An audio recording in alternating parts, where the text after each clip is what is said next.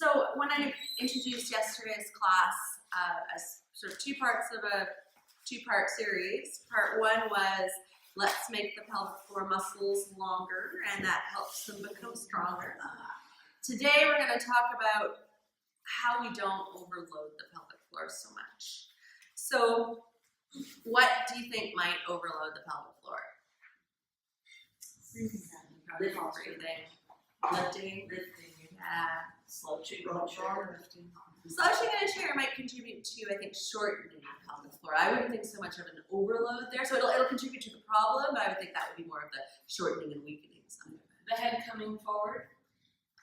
That would be potentially more of the shortening and weakening thing too. I'd have to think about that one, but maybe, you know, all those are bad mechanics, it's all connected. When I'm thinking about overloading, I'm really thinking about things that are pushing on your pelvic. How about sneezing? Absolutely, 100%. Or laughing. How many people have had some peeing when they're, that was me. Yeah. So, you know, my success story with this work has certainly been with the pelvic floor stuff, it's disappeared. So I definitely was a running peer, a sneezing peer, a jumping peer. I didn't even know it was a pelvic floor thing until I discovered Katie's work. So that for me has really cleared up. And I don't know which bit of this work has been the piece that's cleared it up. But that's why I like to share it, because these tools absolutely work and you can incorporate them into your life and each little bit helps. So yesterday we were working more on getting the muscles around the hips. And I was talking before class, you know, it's the exercises help, but it's the lifestyle changes that make the biggest difference. So getting into the minimal shoes, getting your pelvis back over your heels, all the things Nancy's teaching alignment-wise, those are the changes that carry the exercises forward into your life. Sitting in a neutral pelvis, standing in a neutral pelvis, those pieces. Today, we're going to work on not overloading so much. So I can't help you with lifting technique today, but we are going to focus a lot on breathing, and we're going to focus to some degree on a core and the way the core is working. So two issues with the core typically are one, that the core may just not be very functional in many of us. So for whatever reason, we want to create a more functional, able core so that the compensation patterns don't create downward pressure. One thing that really affects how the core works is the suppleness of the spine and the lower back. So just like we tend to get hunched over and top, we kind of get really solid through the lower back a lot of the time. So we're going to work on suppleizing all those spinal joints a little bit so the core can be more effective. Belly tension, also, when you have a lot of belly tension, you also create habits of pushing all those downward movements that you might do every morning. That has to create extra pressure to eliminate, and then that can create too much overload on the pelvic floor too. So you want to not be constantly holding tension in the belly, so relaxing the belly. And then you want your ribs to be available to you as a breathing technique. So if you're breathing exclusively into the belly all the time, that's going to tend to create constant downward pressure as well. So we're going to look at all of that today. Any questions before we get started? Awesome. So we're going to start with a little test-retest sort of a thing. It's called a segmented bridge, and it's a chance for you to experience how supple your spine is today. So I'm going to ask you to lay down. I'm not going to use a bolster behind my head for this because I'm going to lift my hips up and I feel like I don't need one. You can use one if you feel like it's helpful. You're looking for approximately vertical shins here, but it's not technically necessary, so just try for vertical. Let your ribs be heavy on the ground, so sort of let your ribs relax down and keep your ribs relaxed. As you start to pull your heels in towards your butt, reach your knees away from you and allow the reaching of your knees to pull your pelvis up off the ground. Let your ribs stay as relaxed as possible. They may come up off the ground, but don't push them forwards. Don't add tension to your back to lift. Let your back be relaxed. There may be some lengthening through your lower back as you do this. Ribs are down. If you feel your lower back with your hands, it should feel relaxed. There should be no tension in your lower back muscles. And now what we're going to do is you're going to start lowering down again bit by bit. So from the top down, go as slowly as you can to try to feel a sequential movement. You just want to feel inch by inch going down. And what you're looking for are flat spots, spots where a large part of your back comes down all at once. Keep going until you get back into your neutral starting point. Allow your lower back to lift off however much it wants to. And we're going to try that again now that you have the idea of it. So you're going to pull your butt away from the floor, reach your knees away from you, let your ribs stay heavy. You can lift your ribs up off the ground. They don't have to be super close to the ground, but they're not driving your movement. And then you're going to start laying your spine down bit by bit. And I will tell you the secret here to getting down bit by bit is tucking your pelvis. So when you feel like maybe there's a large flat spot, I want you to curl your pubic bone in towards your belly button and uncurl it to lower whatever parts of your spine still aren't on the ground. Isn't it nice? Is anyone other than me noticing some flat spots maybe? Yes. Yeah, so let's do that a couple more times. So you're gonna lift. This is slow, so on your own time, it's slow. And this time, when you know you might be getting near one of your flat spots, you are going to curl your pubic bone in towards your belly button. Think about your spine as a beautiful fiddlehead style spiral. Feel it curl in. Use your abdominal muscles to create your curl, and then unfurl that to go piece by piece. And see if that helps you connect to a more segmental movement. Little bit by little bit. So those large flat spots are pieces where you may not move very much, and that's going to interfere with your core's ability to do its job. Let's do one more of these. Lifting up, reaching your knees out, maybe getting a little length through your spine. Ribs are relaxed down. And then slowly laying your spine down bit by bit, millimeter by millimeter, eighth of an inch by eighth of an inch. Finding that flat spot, curling your tailbone up and away from the floor, and then laying it down, letting your abdominal muscles do some stuff. And then coming back to neutral. All right, so let's slowly sit up. Anyone notice an ability to change as they did that? Did you notice changes maybe? Wasn't going down. Not as much flat? Awesome. I have a question. Yeah. Why didn't you have us reverse it as well as going down, doing it? Why didn't you have us come up slowly? And doing one at a time? That's a really good question. We could have done it that way. For me, in the lower back, the flexion tends to be the part where we're sticky. We're going to do some upper back work too, where the extension, the going up, tends to be the sticky part.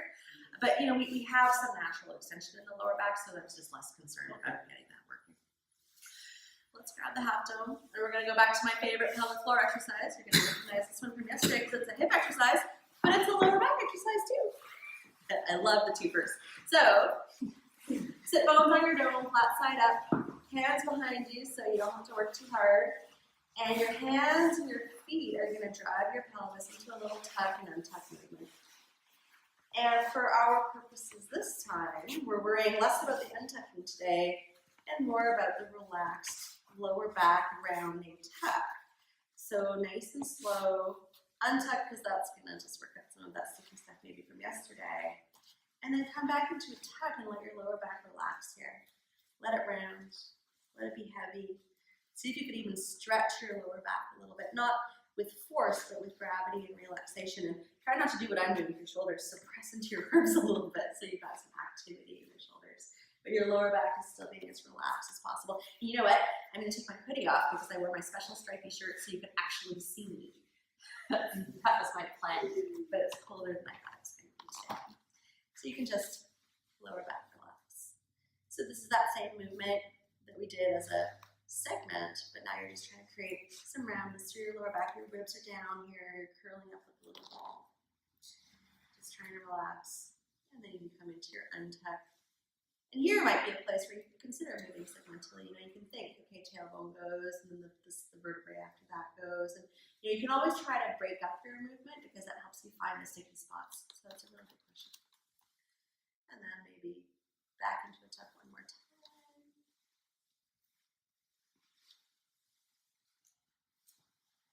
And then out.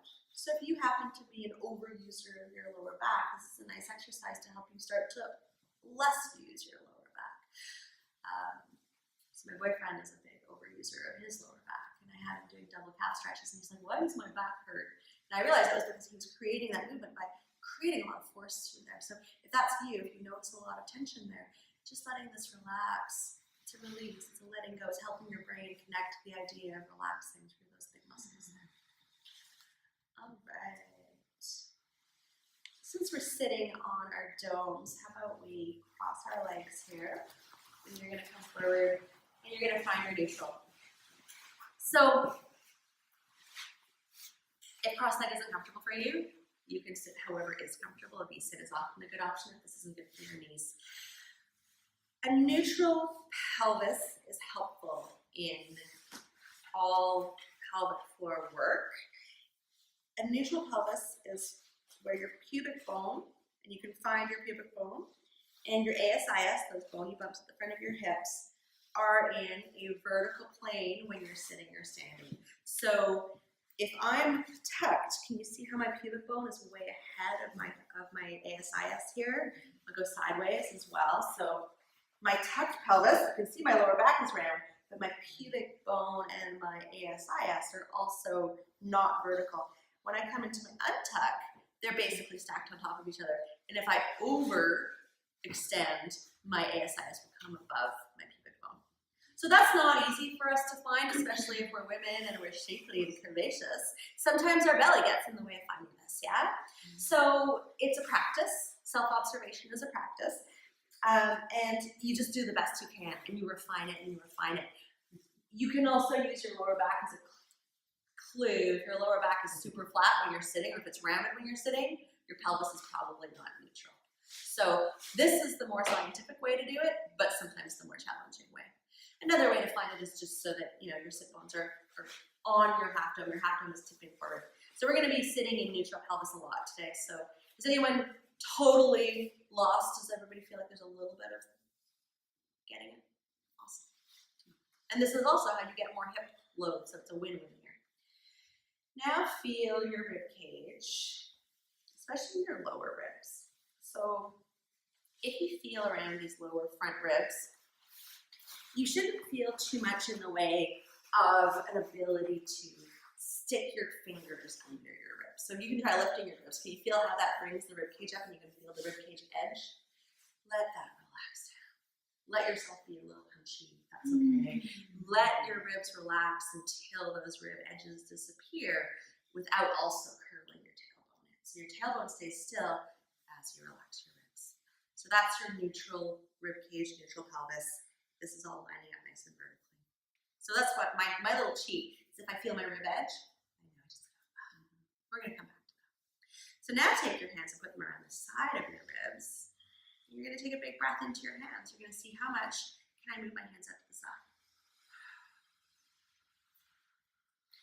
You're going to keep breathing. Breathing into the ribs is a way to mobilize the ribs and to maybe find some good rib sticky spots because the ribs may not move a lot. How much can you expand? How much can you breathe out? So let breathing out be an exercise too. Breathe a little more air out, really compress. And breathe in to expand. And breathe out to contract. Try not to curl your tailbone under to create this. A lot of the time we are over-connected between the pelvis and the ribs. Breathing out. Breathing in. And I just breathed in as I said that. So, a couple more. The rib breathing gives you the capacity to breathe more with your ribs. One more time. Try to make it into the side ribs, maybe your back ribs as well. And out. So lower back ribs. Tendency is maybe for that. So try not to make it about lifting. Try to make it about 360-degree rib expansion. Thank you, Nancy. Nancy's being super amazing and helping me. I'm never going to help her. And relax.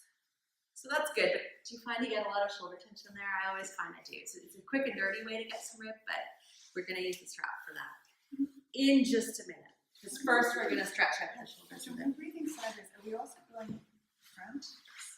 Yeah, That's the hardest one. it is the hardest one. I usually cue sideways and back because those are the easier ones and the ones to start going, but ideally, yeah, you would get a 360-degree expansion. Yeah, great question. Okay, hands and knees to set up for this guy.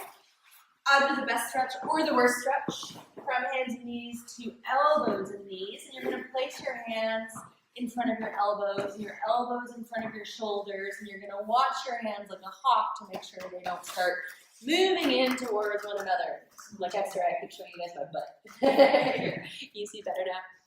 You are going to back yourself up a little bit here so that you have some length happening underneath your arms. Your head can relax down. And your ribs stay up, so try not to just buckle through your rib cage. Pelvis is untucked and ribs are lifting, and that's the hard part. And you're just starting to lengthen out through the underarms a little bit. Through the what? The underarms. You're trying to almost imagine you could have a straight line between your elbows and your ribs. But you might not get there. That's just kind of the goal. Lower ribs are up, pelvis is untucked. Reaching with the arms, hands are out narrowing, and then you're going to add some breathing. So you're going to go back into those lower back ribs, and each time you breathe in, you're going to see, can you expand your lower back ribs? If you're wearing a bra, that can be helpful because you're going to press into your bra with your ribs as you breathe in. And exhale. Oh my goodness, my shoulders needed this today. And breathe in. And exhale.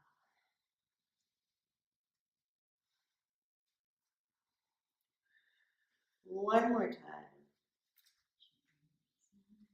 And then why don't you walk your elbows back. Stay on your elbows here. Let your head relax. Let your ribs relax down. So I asked you to lift your ribs before, now let them sink. Let your belly relax. So you're going to go for a full torso relaxation. You're letting the weight of your torso hang off your shoulder bones, your hip bones. You're going to let your belly go. If you are a holder of tension in your belly, that is hard to do. So you're just going to keep asking. You're going to say, hey belly, can you let go? Can I let you go? Because that constant tension holding habit is not helpful for your pelvic floor. And it's not good for your core either. If you want your core muscles to work, you can't be interfering with them by adding tension all the time. So I can't believe I'm filming this one. Whoever convinced me to put it on camera is lucky. When you're doing a release, your goal is to get rid of the tension habits that we've created in our bodies because of modern life. So your job is to keep asking your body to let go. Check in, see if there's another layer of tension you might be able to let go of. Breath can be useful here as well. So breathing into your belly this time, gently, feeling some expansion. And as you exhale, you're going to exhale very gently. You're going to see, can you create softening as you exhale.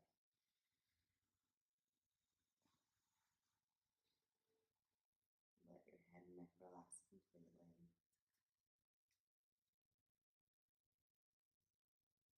And just checking in. Maybe the tension creeps back once you let it go. So if that's you, then just keep requesting that your body change this habit.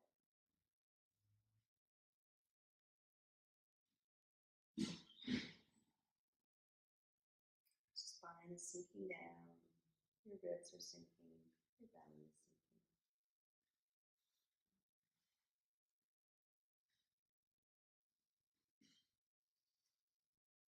Your pelvic floor is soft here, no tension there. Your lumbar spine is kind of a weight on your pelvis that will untuck it naturally here.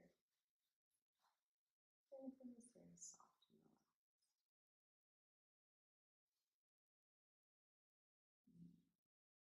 And then, just for fun, you can gently lift your ribs back to a less down position. So you're going to start creating some work in your abs, neutralizing your spine a bit. And you're going to back your hips up into that same squat prep exercise you were doing yesterday. So you're going to reach your hips back in space a little bit. Don't go too far back. You want to stay in a neutral pelvis, or you don't want to tuck your pelvis. You're going to go back a little bit and just rest in your hips and see if you can keep a fairly relaxed belly here. It's working more because your ribs are up, but you're trying not to add tension. So just a little squat prep, load in your hips, just so they don't get